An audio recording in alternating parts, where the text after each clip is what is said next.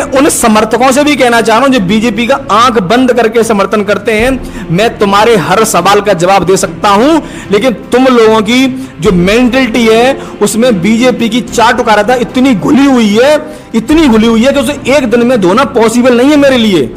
कि अगर आंखों में थोड़ी शर्म हो और चाटुकारिता करते करते चाटते चाटते जीभ थक गई हो, अगर तुम्हारी मुंह थक गया हो, तो थोड़ा सा सपोर्ट उन बच्चों के लिए दिखाओ जो मर चुके हैं, जिसके घर के चिराग बुझ चुके हैं। जय हिंद, जय संविधान।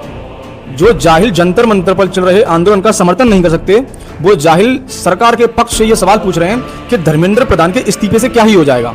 मैं आपसे ये पूछ रहा हूं कि इस नीट का जो पेपर लीक हुआ था, अगर वो पेपर, जाहिर सी बात है जो बच्चे अयोग्य हैं उन्हीं के लिए वो पेपर लीक हुआ है, और जब वो बच्चे डॉक्टर बनके किसी हॉस्पिटल में अपनी सर्विस देंगे, वहां आपका कोई फैमिली मेंबर या आप एडमिट हैं और आप उसकी अयोग्यता की वजह से मर जाते हैं, तो क्या ही हो जाएगा?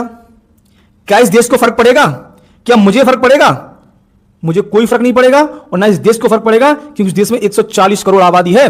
तुम जैसे ठुल्ले मर जाएंगे तो किसी को कोई फर्क नहीं पड़ेगा, लेकिन तुम मर जाओगे ना तो तुम्हारी फैमिली को बहुत फर्क पड़ेगा।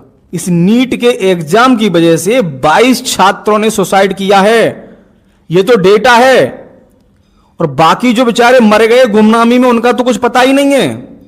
जिनके घर के चिराग बुझे हैं उनसे पूछो कि इस धर्मेंद्र प्रधान के इस्तीफे से क्या ही हो जाएगा।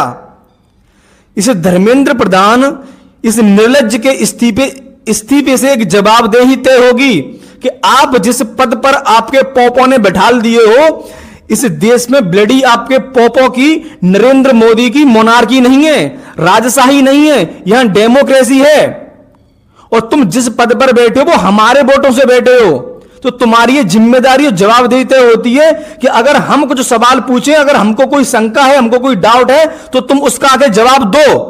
और ये तुम्हारी नैतिक जिम्मेदारी है कि अगर तुम अपने पद की गरिमा नहीं बना रख सकते, तुम अपने पद, जिस पद पर हो उस पद की जो जिम्मेदारी है उसको सही से नहीं निभा सकते, उस कर्तव्य को सही से निर्वहन नहीं कर सकते, तो तुमको इस्तीफा देना चाहिए। इसमें इतनी हिचक और इतनी देरी क्यों लगा रहे हो तुम लोग?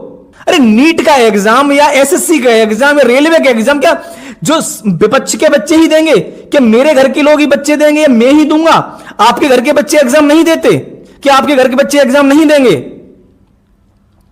भाई यहां बात तो बच्चों की है ना, आंदोलन तो बच्चों के लिए है। कह रहा हूं कि धर्मेंद्र प्रधान के इस्तीफे से एक जवाबदेही तय होगी, और वो होनी चाहिए, क्योंकि इस देश में लोकतांत्रिक कंट्री है, ये लोकतांत्रिक देश है, इस देश में डेमोक्रेसी है। यहां किसी की तानाशाही और राजशाही नहीं है, और ना तानाशाही चलेगी। और